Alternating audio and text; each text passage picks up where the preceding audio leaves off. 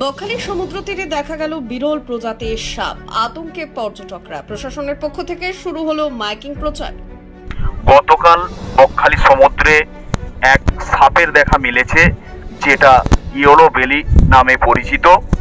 তো সেই ক্ষেত্রে প্রত্যেকটা টুরিস্টের উদ্দেশ্যে জানানো যায় যে আপনারা যখন সমুদ্রে স্নান করবেন, আপনারা সচেতন অবস্থায় স্নান করুন এবং আমরাও এটার জন্য সবসময়ের জন্য সতর্ক রয়েছি।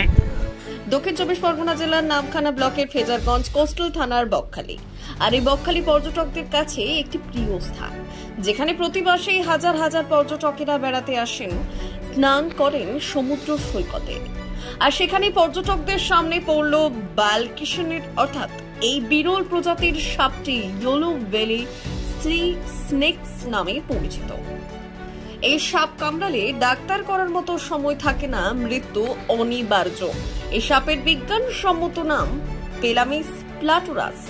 এই সাপের দৈর্ঘ্য 2.5 থেকে 3 ফুট, দেখতে অনেকটা কুচে মাছের মতো। এই সাপ কামড়ালে সমস্ত শরীর অসাড় হয়ে যায়, অর্থাৎ পক্ষাঘাতের মতো।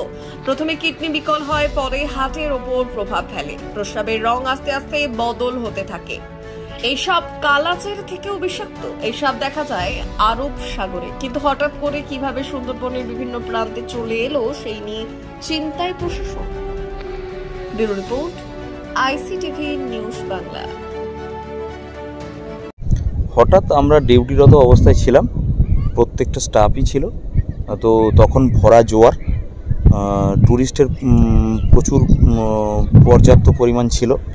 তো আমরা হঠাৎ দেখতে পেলাম এদিক ওদিক সবাইকে রেস্কিউ করতে করতে দেখলাম যে একটা সাপ যেন ভেসে এসছে।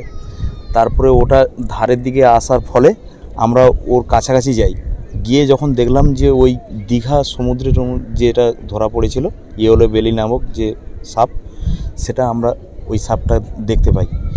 দেখার পরে আমরা ওটাকে রেস্কিউ করে আমরা একটা জারের মধ্যে ভরে ওটা আমরা ফরেস্টের হাতে তুলে দিই। বন দপ্তর এর আগে কি এটা দেখা গিয়েছিল? না, এর আগে বকখালি সি বিচে আমরা কখনো দেখিনি, এই প্রথমবার আমাদের দেখা মিলল। এবং তার জন্য আমরা প্রত্যেকটা ট্যুরিস্টকে সচেতন করেছি, যার জন্য ট্যুরিস্টরাও আমাদের সঙ্গে সহযোগিতাও করেছেন। যারাই সমুদ্রে নামছেন তাদেরকে আগে বলে দিচ্ছে। হ্যাঁ। সাপটা কতটা চওড়া ছিল বা লম্বা ছিল? ধরুন 1.5 ফুট 2 ফুট হবে। এর আগে আমাদের চোখে কোনোদিন পড়েনি, এই প্রথমবার আমরা দেখতে পেলাম। আমার নাম অতীন্দ্র মোহন দাস, সিভিল ডিফেন্স, বকখালি। গতকাল বকখালি সমুদ্রে এক সাপের দেখা মিলেছে, যেটা ইয়েলো বেলি নামে পরিচিত। তো সেই ক্ষেত্রে প্রত্যেকটা টুরিস্টের উদ্দেশ্যে জানানো যায় যে আপনারা যখন সমুদ্রে স্নান করবেন, আপনারা সচেতন অবস্থায় স্নান করুন এবং আমরাও এটার জন্য সবসময়ের জন্য সতর্ক রয়েছি।